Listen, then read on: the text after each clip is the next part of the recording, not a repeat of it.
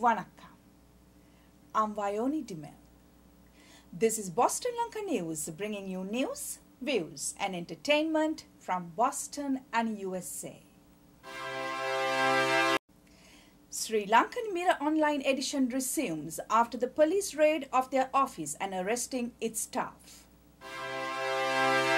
The International Federation of Journalists strongly condemn the police raid of the Sri Lankan Mirror and the cutting off the internet access to 5 Tamil language news websites.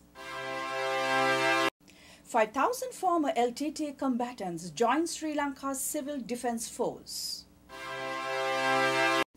Michael Sarnacki talks about his photographic masterpiece, Sri Lanka and the Kandy Esala Perahera.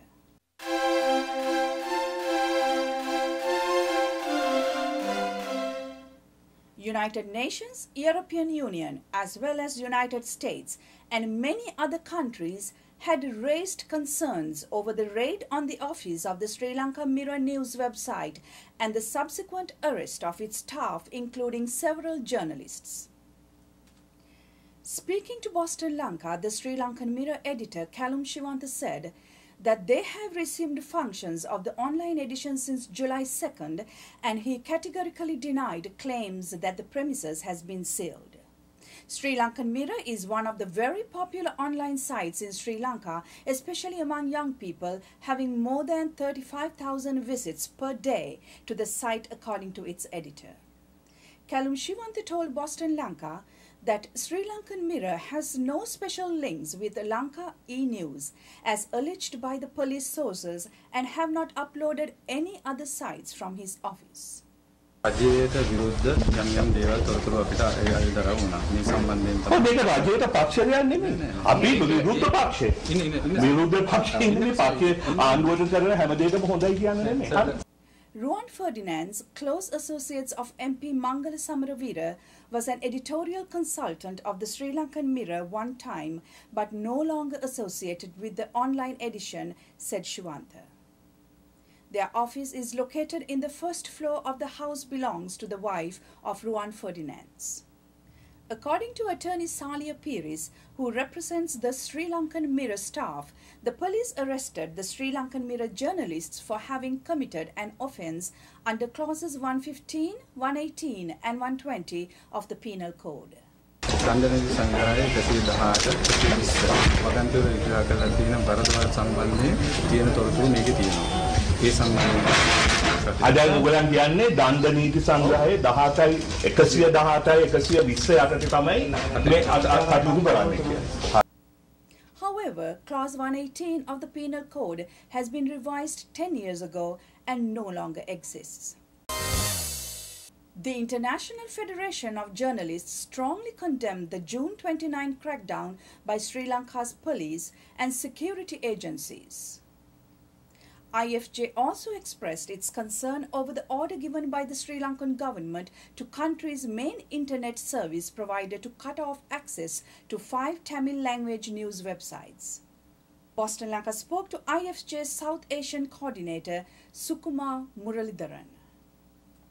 Mr. Muralidharan, speaking about the raid on the offices of Sri Lankan Mirror and Sri Lanka X News, Media Minister Keheliya Ramukwala has told the media that the websites engaged in mudslinging campaigns targeting politicians and other individuals will not be allowed to function. What course of action you would suggest if any journalist or a website engaged in such actions?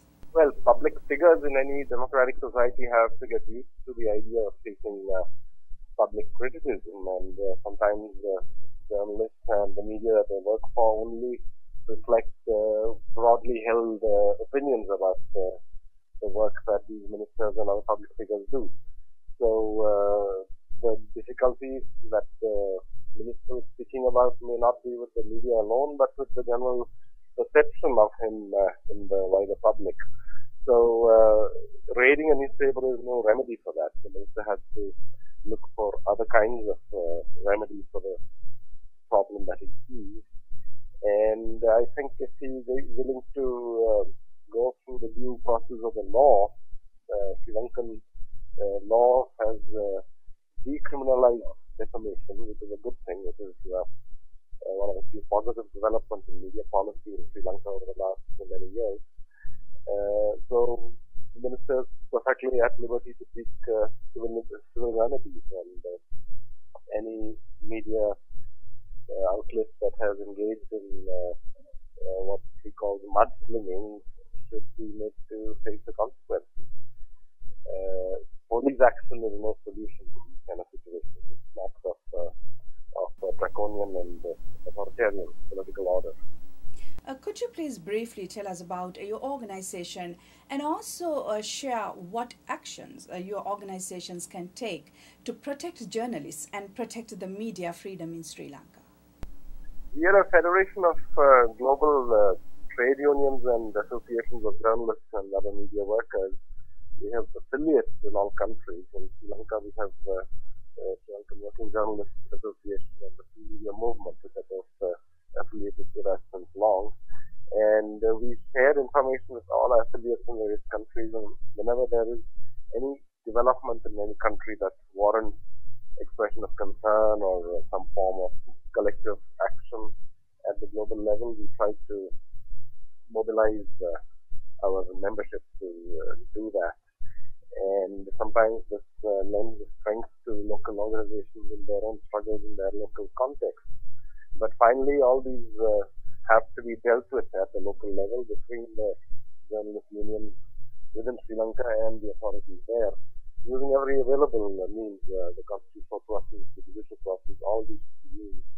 And I think the Sri Lankan affiliates have had some difficulties in recent times because many of their top leadership and activists have had to go into exile because of perceived threats, and there's been some disunity within the ranks, but we hope that they will be able to sort out these problems and respond to these challenges appropriately.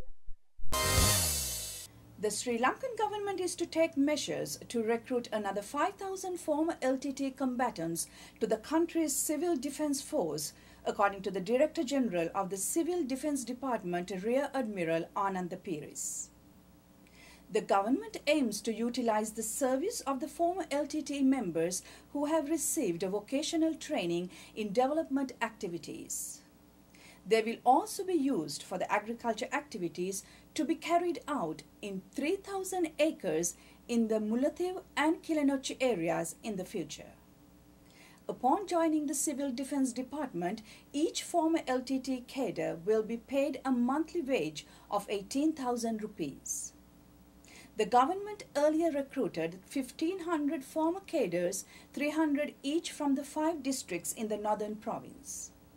Brigadier Piris also has said that those LTTE cadres are now on active duty. Sri Lanka and the Kandy Esala Perahera, a photographic masterpiece by renowned photographer Michael Sarnacki, was ceremonially launched in Washington, D.C. on 18 June 2012. The book is the product of Sarnacki's 15-year-long photographic journeys to Sri Lanka, in which he had extensively researched the centuries-old religious festival Kandy Esala Perahera. Discovering the spirit of Buddha in the land of elephants, as Sarnacki describes his book, is a comprehensive photographic coverage of the sacred event from its history to the full conduct at present. Michael Sarnacki joins with Boston Lanka to talk more about his book. Michael, when you were with us last time, you were trying to raise money for the book you wanted to print about the Kandy Perahera. Tell us now that you have the printed version of the book, how that process was for you. Well, in a lot of ways, the process was very reassuring. In order to print the book and publish the book, I had to raise the funds, and there's a website online called Kickstarter. What I managed to do is raise approximately $21,000 that really allowed for me to publish the book. Of that 21, Kickstarter took about 10% as their commission, so I had 19 to start with. The book ended up costing about $24,000 to get printed. I also had to pay about $6,000 for the designer. But so in other words, it's not necessarily a big money-making proposition, but I wanted just to make sure that what I ended up producing was fitting and befitting of the Kandy Esala Perahera in its grandeur and its importance. Many Sri Lankans and non-Sri Lankans from literally across the world that contributed to the project, so it made it even more special. So I think the book is really finally done, and that I'm very proud of.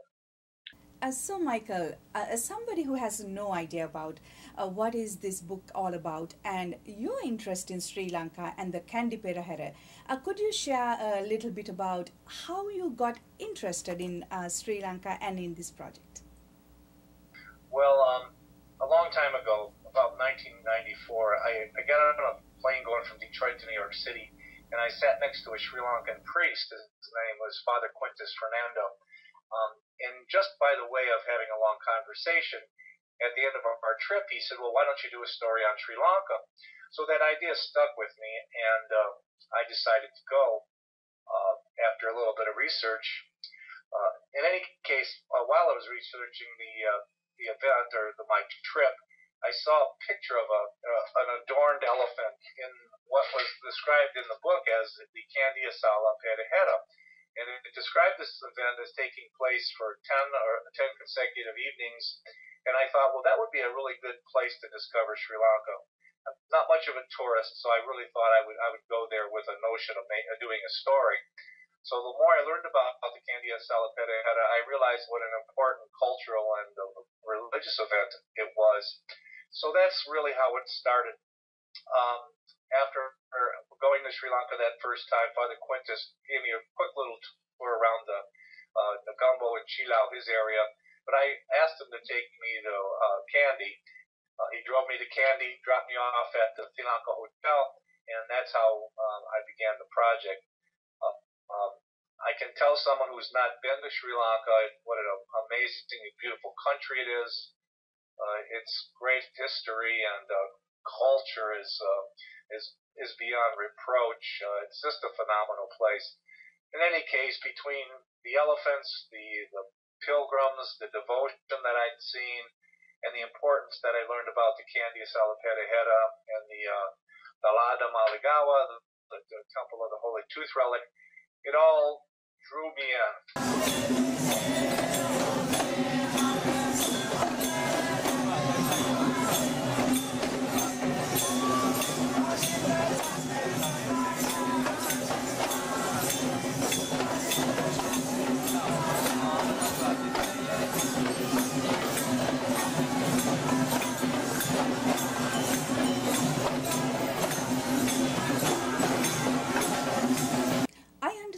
That you had a few book launching events, including one at the Sri Lankan Embassy in Washington, D.C.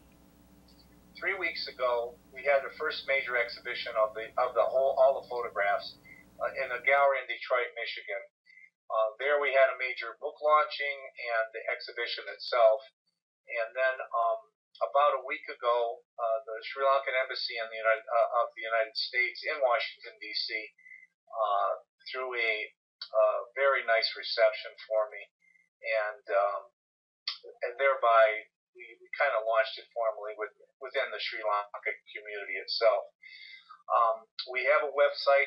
It's SriLankaFestival.com, and the book is available there. It's also available on Amazon.com, and well, I can actually show you the book here. Well, now that I have it, this is what the book looks like. The funny thing about it is I didn't know it was going to be so big. So it's about 6 pounds a book. It has 300 images in it, 300 photographs in black and white and color. The book is detailed in it. It describes my experience there.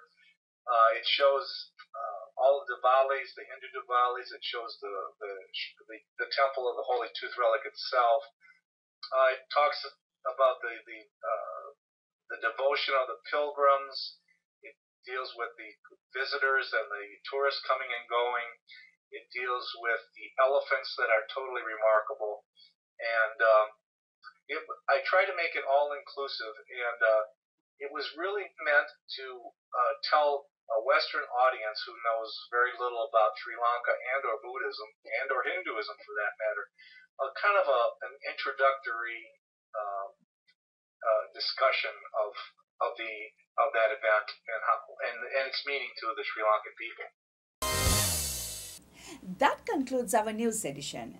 We meet you again with another news edition of News, Views and Entertainment from Boston and USA. Till then, goodbye.